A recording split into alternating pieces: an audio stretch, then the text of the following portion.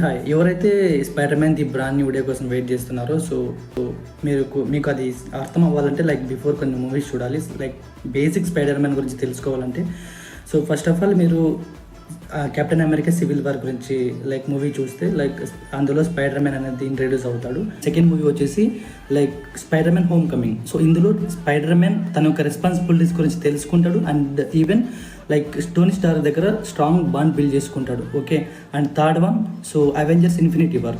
ఇందులో మన స్పైడర్ మ్యాన్ని అవెంజర్స్లోకి తీసుకుంటారు. ఫోర్త్ మూవీ వచ్చేసి అవెంజర్స్ ఎండ్ గేమ్. ఇందులోనే మనకు లైక్ థానోస్ అందరినీ తనకు దొరికిన హ్యాండ్ నుంచి అందరినీ మాయం చేస్తాడనమాట. దాని తర్వాత టోనీ స్టార్క్ అందరినీ మరీ రిటైన్ చేస్తాడు. తర్వాత ఫిఫ్త్ మూవీ వచ్చేసి Spider Man far away from home. ఇందులో వచ్చేసి స్పైడర్ మ్యాన్ తన ఒక ఐడెంటిటీని తెలుసుకుంటాడు అనమాట. ఐడెంటిటీ రివీల్ అవుతుంది. 6 వచ్చేసి Spider Man no way home. ఇందులో స్పైడర్ మ్యాన్ ఐడెంటిటీ రివీల్ అవ్వడం వల్ల స్పైడర్ మ్యాన్ డాక్టర్ స్ట్రేంజ్ దగ్గర హెల్ప్ తీసుకొని ఈ వరల్డ్ మొత్తం స్పైడర్ మ్యాన్ని మర్చిపోవాలని కోరుకుంటాడు.